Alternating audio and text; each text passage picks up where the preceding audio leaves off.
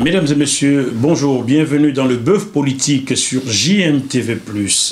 Nous allons recevoir dans quelques minutes une personnalité française, oui, française, vous l'aviez entendu, une fois n'est pas coutume, mais ce sera comme ça désormais, car il faut donner la parole à tout le monde, et c'est mon credo sur JMTV+. Mercredi 9 janvier 2019, Félix Tshisekedi a été déclaré vainqueur des élections présidentielles par la Commission électorale nationale indépendante, la CENI, ayant obtenu 7 051 013 suffrages valables exprimés, soit 38,57%. Donc, proclamé provisoirement, vous allez comprendre pourquoi, président de la République par le président de cette commission, Corneille Nangaa. L'adversaire direct, je dirais ça comme ça, donc, le candidat du pouvoir sortant, a reconnu cette victoire-là et déploré de n'avoir pas été reconnu par le peuple, tandis que le challenger, Martin Fayulu, déclarait qu'il y a des irrégularités dans cette présidentielle. Martin Fayulu n'était pas le seul. Le ministre français des Affaires étrangères, Jean-Yves Le Drian, déclarait ceci: les résultats de la présidentielle en RD Congo, annoncés mercredi, n'étaient pas conformes aux attentes de l'opposant Martin Fayulu. Allez donc comprendre. Pour en parler, nous allons recevoir Patrice Finel, qui est conseiller spécial pour l'Afrique de Jean-Luc Mélenchon, donc la France insoumise. Bonjour, monsieur Finel. Bonjour. Comment allez-vous? Très bien. Je serre toujours les mains de mes invités car j'ai leur ADN dans mon corps. À vous saluer comme en Afrique, là. On dit je suis allé souvent. Vous êtes ici ou quoi? Voilà. Bon, Patrice Finel, il faut dire que j'ai fait votre connaissance virtuellement la semaine dernière après que vous ayez pondu ceci. Suite à ce simulacre de putsch au Gabon, vous avez pondu on en parlera aussi, oui, ce document, et vous avez eu la gentillesse de mettre au verso votre numéro de téléphone. J'en profite pour saluer votre camarade David Chino qui aurait pu être là, mais bon, vous êtes entendu que vous veniez seul, ce qui n'est pas mal. La prochaine fois, ce sera M. Chino. Aucun problème. Nous assumons toujours nos publications en mettant nos coordonnées. C'est formidable, c'est quelque chose de rare sur cet insu. Alors, la première question, comment analysez-vous ces élections présidentielles au Congo? Alors, d'abord, petit rappel historique. Ça fait plus de 2 ans que ça aurait dû avoir lieu. En effet. L'église de RDC, qui est une des forces de progrès organisées dans le pays, a manifesté plusieurs fois. Moi, je n'oublie pas que l'année dernière, l'armée de M. Kabila a été tuée des gens dans les églises. Et que tout ça est passé à la trappe, comme d'habitude et comme beaucoup de choses en Afrique. Donc je veux quand même saluer aussi le combat des démocrates congolais qui, depuis 2 ans, ont forcé le destin pour obtenir enfin ces élections. Alors après, sur le résultat, M. Tshisekedi a des convictions beaucoup moins fortes et beaucoup moins ancrées que son père. C'est un fait. Son père Étienne, hein? Oui, père son âme. Qui était l'opposant historique, qui n'a jamais fait à Mobutu, à Kabila, qui n'a jamais fait de concession et qui s'est toujours battu pour la vérité, le fonctionnement démocratique normal. Donc là, on a assisté à une farce de plus. Alors, en termes de communication, pour l'extérieur, évidemment, ça fait bien. Pour une fois... Une farce de plus, une farce. Mais une farce, M. Fayulu a gagné, tout le monde le sait. Il y a eu un accord entre M. Tshisekedi et M. Kabila pour que celui-ci, le candidat du pouvoir étant tellement discrédité que même en forçant le destin, comme on dit, c'est-à-dire en bourrant les urnes, ils n'arriveraient pas à le faire élire. Donc ils ont fait un accord avec M. Tshisekedi. Donc en termes de com, pour l'international, c'est bien. Voilà, une transition, un opposant arrive, etc. En fait, c'est une farce.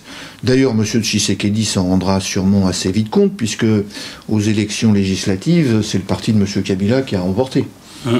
Remporté entre guillemets, toujours. Hein, je mets toujours des guillemets. Donc voilà, nous on est dans une situation où, une fois de plus en Afrique, la vérité des urnes a été bafouée.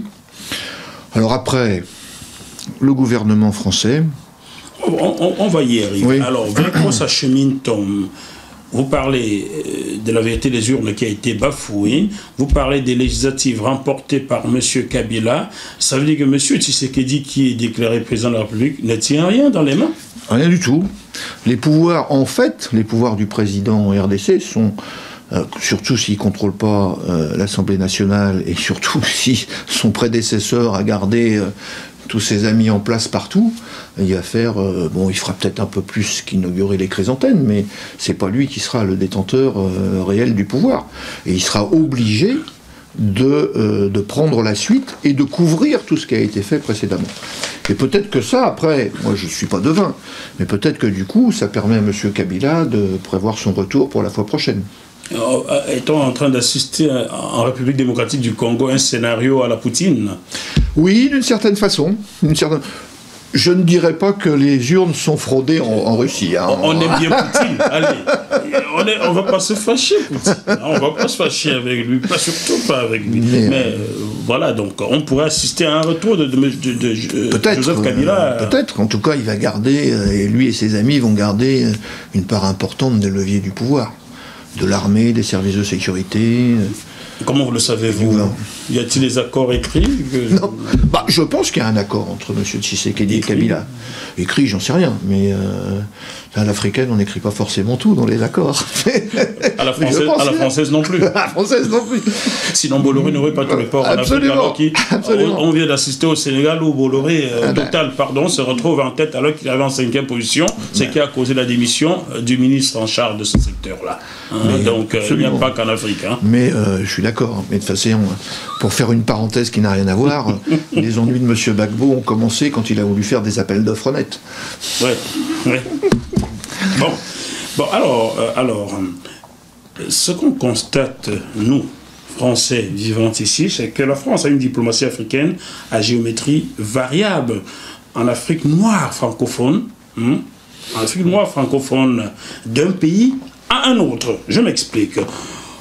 On la découvre soucieuse du vote exprimé, on la découvre à travers le ministre des Affaires étrangères Jean-Yves Le Drian, soucieuse du vote exprimé en RDC, tandis qu'au Cameroun, pas très loin de la RDC, il y a un seul pays qui sépare les deux, au Congo, Brazzaville, pays collé à la RDC, au Tchad, qui est toujours en Afrique centrale, au Gabon, en Afrique centrale, en Côte d'Ivoire, en Afrique de l'Ouest, la France suffit à envoyer des lettres de félicitations qui légitiment des hold-up électoraux. Vous avez remarqué que maintenant la France se cache derrière l'Europe. Il y a un dénommé Mitchell, un Belge, qui est souvent envoyé dans ses missions de contrôle et qui à chaque fois dit ce n'était pas parfait, mais il y a un progrès sur la fois d'avant. Et c'est depuis 15 ans. C'est l'histoire de l'Afrique éternellement en voie de développement. Voilà.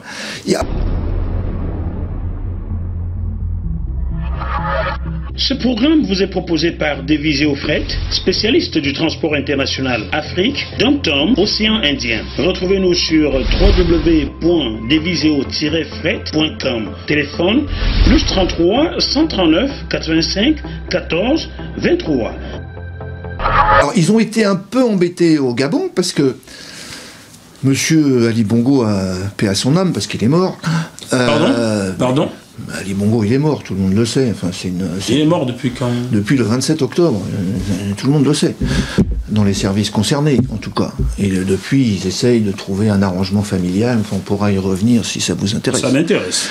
Mais, donc là, au Gabon, l'Union européenne a dû constater que c'était pas bien parce qu'il avait fraudé de façon tellement maladroite dans le Haut-Ogooué que dans le bureau que contrôlaient les représentants de l'Union européenne, il y a eu plus d'abstention que dans le résultat de la province. Donc là, ils ont été mis devant le fait accompli que vraiment ça n'allait pas. Mais en général, ils cautionnent tout. La France veut, vous voulez dire? Oui, ils laissent faire la France qui se couvre derrière le Parlement, l'Union, etc. Et en plus, la France n'a plus de politique africaine, c'est une politique conservatrice de maintien des gens en place. Donc, ils couvrent tout. Alors il couvre Monsieur Déby parce que c'est à peu près le seul qui a une espèce de milice efficace pour le Mali, donc voilà, il se fait réélire. Il couvre le Cameroun où Monsieur Biya dirige entre guillemets son pays depuis Genève les 3/4 du temps, ce qui lui arrive des fois à promouvoir des gens qui sont morts. Au Gabon, on en a parlé, il y a eu une fraude manifeste, et d'ailleurs la suite de ça, c'est que le Parlement européen et l'Union européenne voulaient faire quelque chose, et que la France a freiné. Vous voulez faire quelque chose, faire quoi? Protester, prendre des positions un peu fermes par rapport à ça, et la France a tout fait pour étouffer l'affaire. C'est vrai que la France est capable de bloquer l'Union européenne. Amoindrir. De faire taire l'Union européenne. Amoindrir le communiqué. Ça veut dire que l'Union européenne ne sert à rien. En Afrique, c'est le précaré de la France, c'est reconnu comme tel. Donc l'Union européenne laisse faire les Français très largement. D'accord. Bravo l'Union européenne. Hein. Alors après, vous avez le Togo, vous avez la multitude d'exemples sur le fait que, on empêche. Et ça, c'est dramatique pour la France à la fin. Parce que nous, on a essayé de développer une orientation politique pour une nouvelle coopération franco-africaine. On pourra aussi en parler. Monsieur Findel, je vais revenir sur le cas du Gabon pour enfoncer encore un peu plus ma question. Le Gabon, le putsch, ou le simulacre de putsch du 7 janvier dernier, avait donné ceci. Les autorités françaises avaient émis un communiqué via le Quai d'Orsay, comme d'habitude, demandant aux putschistes un respect strict des termes de la Constitution gabonaise. 3 semaines avant cela, Madame Marie-Madeleine Bourantso, éternelle présidente de la Cour constitutionnelle, a violé la Constitution sans que la France ne fasse rien. Avait changé d'elle-même la Constitution du Gabon en levant le délai de la vacance du pouvoir. Et on n'avait pas entendu ni les autorités françaises, ni l'opposition française dont vous faites partie. Pourtant, depuis plus de 2 ans, au vu et au su de tout le monde, les Gabonais manifestent dans Paris. Comment expliquez-vous ce silence de part et d'autre dans la classe politique française? Non, mais nous sommes partie prenante et solidaire. On va en général aux manifestations devant l'ambassade du Gabon. Mais vous savez, ce putsch qui n'en était pas un, vous n'avez pas trouvé curieux que quelques jours avant, 80 soldats américains débarquent à l'ambassade de Libreville, 2-3 jours avant, soi-disant parce qu'ils avaient des inquiétudes sur la RDC, et que 400 militaires français supplémentaires débarquent aussi à Libreville pour soi-disant les mêmes raisons. Un peu en amont. Oui, J'avais reçu les photos de là, puis... Voilà, donc tout le monde était au courant. Nous avons eu un simulacre de coup d'État qui est en fait un règlement de compte entre différents clans qui se cherchent à se partager la succession d'Ali Bongo. Ils ont essayé dans cette opération, en donnant une série de noms d'opposants à la radio et en les appelant de se débarrasser d'un certain nombre de représentants de l'opposition, dont, à mon avis, le principal d'entre eux, qui est M. Yama, le dirigeant de Dynamique Unitaire, le syndicat gabonais. Vous savez pas qu'un certain nombre de gens qui ont répondu à l'appel des putschistes se sont fait tuer derrière la radio quand ils y sont allés par la gendarmerie et la garde. Des civils oui, des civils, puisque le militaire putschiste a appelé les gens à venir. Donc un certain nombre sont venus. Au boulevard Triomphal, au Mabongo. Voilà, et un certain nombre ont été tués sans que personne ne dise rien. Donc voilà, la situation, elle est comme ça. Et c'est dramatique parce que la jeunesse de tous les pays, qui est de plus en plus, pour certains diplômés, ils voudraient bien participer au développement de leur pays. Et du coup, ils s'en prennent à qui? Ils s'en prennent à la France, puisque nous sommes... Ce qui n'est pas toujours... comment dirais-je? pas toujours en première ligne des responsabilités, mais qui globalement est responsable de la situation dans laquelle on est. Attendez, monsieur. Bien sûr, bien sûr. Là, vous semblez vous contredire. Non, parce que il y a des choses, quand Bolloré, ou quand Total, ou quand bien Areva, soutenu par l'Élysée. Soutenu par l'Élysée, mais Voilà. ils prennent aussi des initiatives. Alors, lorsqu'on parle de France après, pourquoi voulez-vous... Ah non, mais moi, il y a une non, j'insiste sur ça parce que c'est important pour la compréhension. Depuis plusieurs années, il y a eu une privatisation de la France-Afrique. Le général de Gaulle, c'était clair. L'État français décide. Alors on met Monsieur Bongo au pouvoir parce que c'est un représentant des services secrets Monsieur Bongo français. qui venait de Centrafrique. Le père. Lui qui venait de Centrafrique. Voilà. On met ici ceci, ici cela, etc. Mobutu. C'est l'État. C'est l'État. Aujourd'hui, c'est plus l'État. C'est Les multinationales. Areva, Bolloré, Total, qui se désengagent d'Afrique, ce qui est d'ailleurs... on pourrait en discuter de pourquoi. C'est Vinci, c'est Bouygues, Veolia. c'est Orange, c'est Veolia, enfin c'est tout ce que vous C'est voulez. Orange aussi. Alors, Orange, ils sont Orange, partout. c'est France Télécom, hein, donc c'est l'État français. Malheureusement plus, mais Quand même. l'État est minoritaire dans le capital. C'est quoi son pourcentage d'avoir? Je ne sais plus, mais... C'est bien supérieur à 50%. Mais malheureusement, c'est... On va vérifier. Oui, vous avez peut-être raison, mais malheureusement, l'État n'est pas interventionniste de mon point de vue. Mais, ça veut dire de toute qu'aujourd'hui, façon, l'État français a sous-traité l'Afrique aux multinationales françaises. bien sûr. Les ministres sont les représentants de commerce. Vous des connaissez multinationales. Bernard Braga? Oui. Bernard Braga, c'est l'ancien conseiller technique du ministre Max Gallo, porte-parole du gouvernement Mitterrand, qui a été également maire de la ville de Courcouronnes dans l'Essonne, d'où vous venez. Bernard Braga est celui qui a renversé Jacques Médecin dans le Var. Je vous le vois sur le plateau. Il me disait sur ce même plateau de JMTV+, il y a 2 ans, que Vincent Bolloré connaît mieux l'Afrique que l'État français, que les gouvernements français. Bien sûr. Bien sûr. Vous corroborez cela? Mais bien sûr. Et aujourd'hui, qui s'occupe de l'Afrique? Le conseiller d'Afrique de M. Macron, Franck Paris. Franck Paris. Membre de la DGSE. C'est ça. Formé par la DGSE. La DGSE, c'est Les services secrets, direction, je ne sais plus ce que ça veut dire, mais c'est les services secrets français. C'est un membre du service secret français qui est conseiller d'Emmanuel Macron sur l'Afrique. Et sur le Gabon, avec qui il cause? Frédéric Bongo. Frédéric Bongo, le frère d'Ali.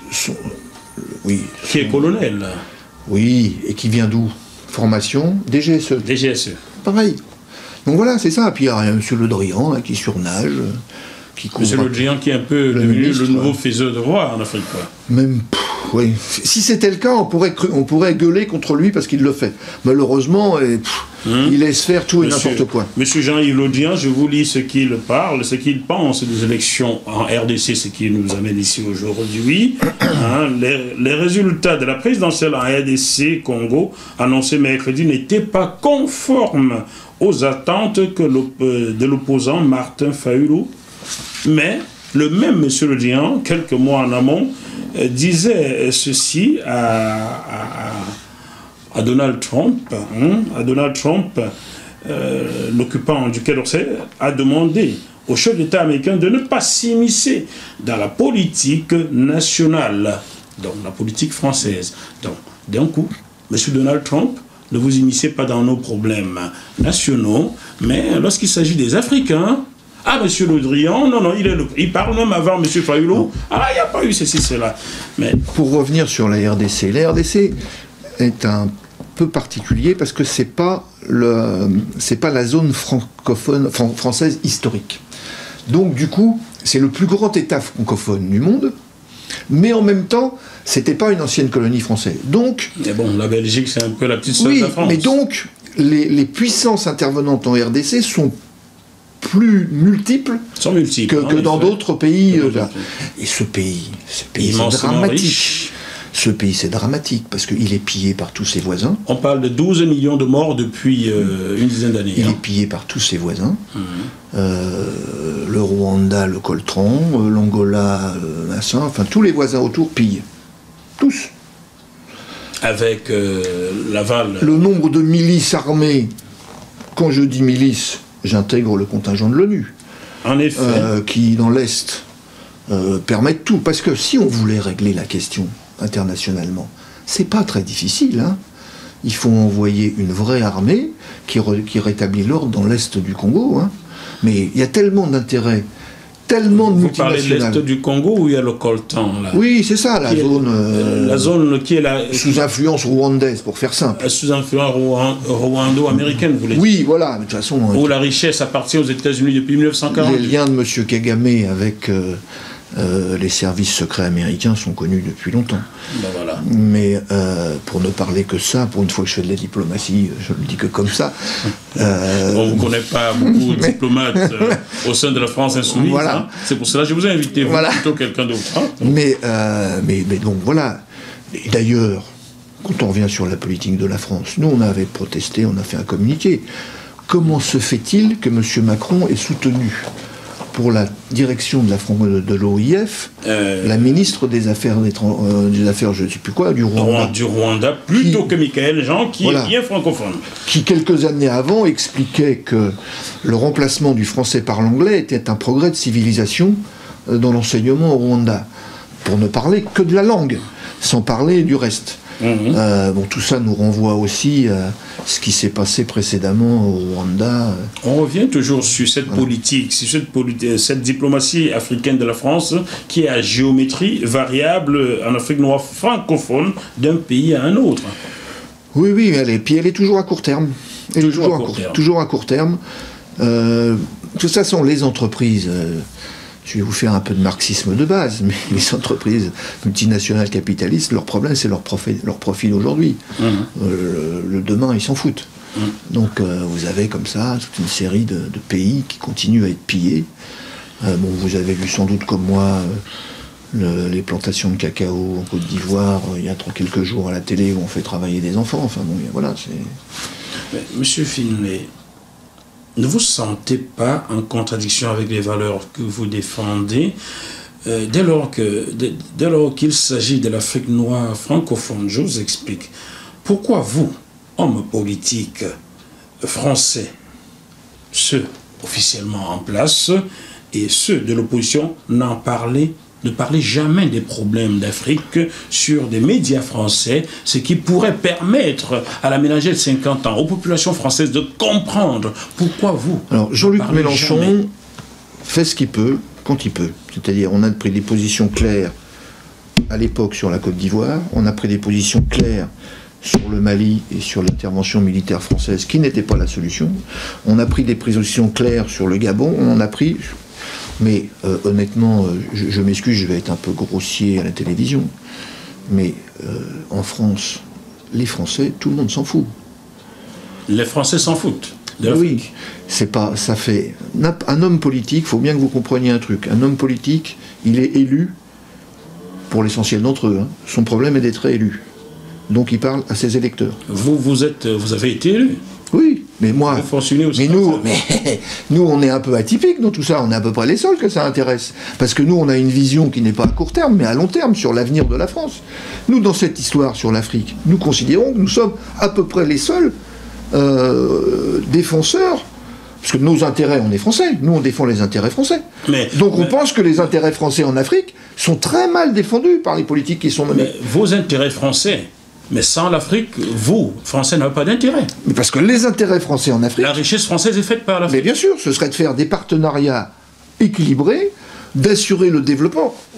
Je vais vous dire un truc, ça paraît marginal, mais l'augmentation des droits universitaires par 10 au minimum, qui ça frappe? Ben, ça frappe les Africains. Exactement. D'ailleurs, l'université de la ville de Le Mans a retorqué cela. Mais bien sûr, mais certains vont le faire. Et je vais vous donner une information que vous n'avez sans doute pas. Je viens de constater qu'au Cameroun, mon pays d'origine, il y a de moins en moins de demandes de visa d'étudiants en direction de la France. Ça ne m'étonne pas. Vous pensez que ces étudiants qui vont étudier ailleurs dans d'autres pays, demain, quand ils auront un problème à tel leur pays, passeront un coup de fil à qui?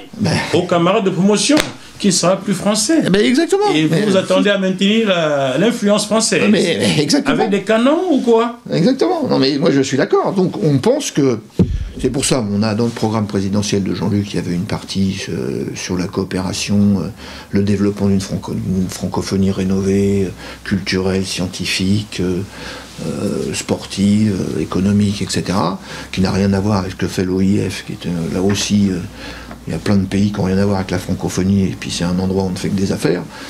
Donc voilà, mais nous sommes pour le moment l'opposition. Quand demain nous serons à l'Élysée, on changera les choses.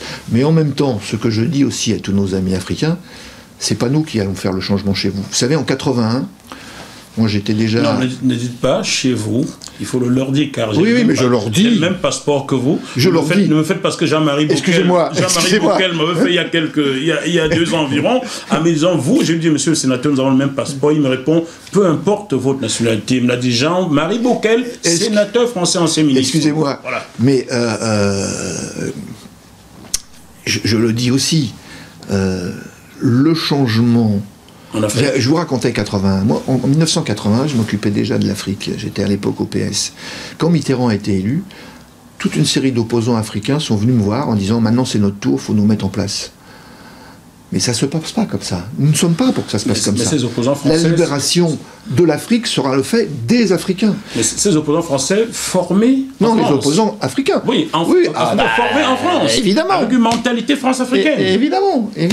Alors. Donc la question, c'est, nous, ce qu'on essaye de faire partout, on l'a fait au Gabon avec un certain succès, dans d'autres pays, en Côte d'Ivoire. Au Gabon, avec un certain succès. Oui, il y a un mouvement social au Gabon, important. Évidemment, il y a eu la fraude électorale, mais la moitié du pays est en grève en permanence. On a des liens. Le Gabon a toujours été en grève, je sais de quoi je parle, j'ai vécu au Gabon. Il n'y a jamais eu une année scolaire pleine au Gabon depuis 25 ans. Au Burkina, on était en lien avec le coup de balai là, du chanteur qui s'appelle Smokey. Puis à partir. Voilà, donc on essaye de partir des partenariats politique, après, nous sommes l'opposition. C'est-à-dire que nous, notre rôle ici, c'est quoi? C'est quand il y a un problème important, on pose une question écrite au Parlement, on interpelle, etc. Mais par rapport à ce que vous disiez sur le manque de réactivité des hommes politiques français, c'est que comme personne n'est très intéressé par la question, ils n'en parlent pas. Ils font semblant de ne pas voir. Parce que ça ne les intéresse pas. Et donc ceux que ça intéresse interviennent, nous on fait ce qu'on peut, hein, avec nos moyens limités. Vous dans l'opposition, est-ce que vous êtes bien conscient que l'avenir de la France dépend du rayonnement de l'Afrique francophone? Mais bien sûr. L'Afrique noire francophone. Nous sommes d'accord. Je précise bien noir, car lorsqu'il s'agit du Maghreb, ceux qui sont officiellement en place en France, comme ceux de l'opposition, si on parle d'Algérie, tout le monde monte au créneau tout de suite. Mais lorsqu'il s'agit de l'Afrique noire, on ne vous entend pas du tout. Jamais. Alors, est-ce que vous êtes bien conscient que l'avenir de la France dépend du rayonnement de l'Afrique francophone? Nous, oui, mais après, vous savez comment fonctionne la communication. Hein. Bon, on prend position quand on peut, comme on peut. Après, c'est relié. Alors, Jean-Luc Mélenchon met ça sur son blog, mais c'est pas ça qui intéresse les journalistes. Donc après, voilà, c'est le... Alors, heureusement, il y a une petite fenêtre, dans laquelle vous êtes d'ailleurs, qui sont les réseaux sociaux, qui, on le voit sur un sujet qui n'a rien à voir avec l'Afrique, sur les gilets jaunes en France aujourd'hui, qui n'existent que parce que les mouvements sociaux sont ce qu'ils sont aujourd'hui, et on peut se dire que sur d'autres sujets, ça peut comme ça progressivement s'ouvrir. Mais voilà, c'est la situation. Moi, je ne vais pas semer des illusions. Alors, il serait bien que vous exprimiez de plus en plus sur l'Afrique, même si vous êtes l'opposition aujourd'hui, il faut qu'on vous entende, car toutes ces choses sont liées. Voulez-vous bien prendre le livre que vous avez devant vous? Je vous ai donné exprès. Voulez-vous le présenter au public et lire son titre? Ils ont vendu mon frère ou le douloureux chemin de l'émigration. Ce livre a été écrit par moi, pour ceux qui me connaissent, pour ceux qui ne me connaissent pas. Vous le trouverez chez Fauve Michalon. Ils ont vendu mon frère ou le douloureux chemin de l'immigration. Je l'ai coécrit avec mon ami gabonais, mon frère Yannick Nambo. Aujourd'hui, la question immigrative ne peut être traitée sans évoquer ces questions france-africaines qui bloquent le développement de l'Afrique. Comment regarder l'immigration avec honnêteté si on refuse à ces populations de se développer? Mais vous savez, la question, c'est qu'elle est globale. On ne peut pas la séquencer. On ne peut pas parler de l'immigration d'un côté sans parler du reste. Aujourd'hui, je vais vous prendre un exemple que moi j'ai vu à Ouaga. Un poulet sous cellophane venant de France coûte moins cher sur le marché à Ouaga qu'un poulet burkinabé. Pourtant, le poulet burkinabé est meilleur, hein. Ah oui. Je vous le conseille, hein. Il y a des coins à Ouaga où vous allez, on déplume votre poulet tout de suite, on le met sur le feu de charbon de Ça bois. veut dire quoi? Rien qu'avec le sel, mais il est bon. Ça veut dire quoi? Ça veut dire qu'à la fin, les paysans arrêtent, ils viennent à la ville, et après, il y en a qui prennent le chemin de l'immigration. De l'immigration. Et l'ensemble, parce que là, on parle de ça, mais c'est les accords... ce que nous, on refuse dans les accords sur le grand marché transatlantique. Avec le Canada, par exemple. Avec le Canada, avec les États-Unis. La France les impose à l'Afrique. Voilà. Exactement. D'ailleurs, le Cameroun a ratifié les ACP. Exactement. C'est le seul pays et la France fait du chantage au gouvernement africain pour qu'il signe. Pour qu'il signe. Et c'est parfaitement scandaleux. Alors, comprenez bien, chers téléspectateurs, ce que la France refuse ou bien conteste avec le Canada ou les États-Unis. La France ne conteste pas, c'est nous qui contestons. Parce le que peuple, la France, les autorités, ont signé, ils sont prêts pour signer. Le peuple conteste, ces mêmes autorités veulent imposer cela aux pays africains et tuer l'économie nationale, en fait. Et vous avez aussi, vous pouvez pas parler de ça en termes global sans parler de la question du franc CFA, du rôle de la Banque de France dans le franc CFA. Expliquez-le à ceux qui ne le comprennent pas. Faites-le pour les nuls. Je ne sais pas si vous pouvez louer pour ça. Je ne suis pas économiste, mais aujourd'hui, de mon point de vue, le seul avantage du franc CFA, c'est que vous avez une monnaie commune. Tout le reste, de par le mode de fonctionnement, de par le poids de la Banque de France, qui oblige la moitié des réserves de change de chaque pays sont à la Banque de France. De chaque pays d'Afrique francophone noir. Chaque pays d'Afrique, oui. Noir. Il faut bien préciser qu'à l'Algérie n'y est pas. Oui, non, bien sûr. Mais voilà. Donc, et en plus, ils sont dans un fonctionnement ultra-libéral, c'est-à-dire, en fait, nous aboutissons à une monnaie qui sert les rentiers. C'est-à-dire ceux qui ont intérêt au fonctionnement du franc CFA sont les couches dirigeantes des pays d'Afrique qui, parce qu'il y a la parité monétaire, peuvent acheter des hôtels particuliers, des biens en France mal acquis en général, et vivre avec un niveau de vie comme ici. Pour le reste, ça empêche le développement du pays, parce que les pays ne peuvent pas emprunter pour se développer, pour s'équiper, et donc on est dans un système bloqué. Et il faut une rénovation profonde du franc CFA. Mais en même temps, vous ne pouvez pas rénover le franc CFA en ayant partout des dictateurs au pouvoir. Des dictateurs bien chapeautés par l'Élysée. Mais oui, donc voilà, nous sommes... Le franc CFA bien chapeauté et fabriqué à Chamalières. Voilà, nous sommes dans un système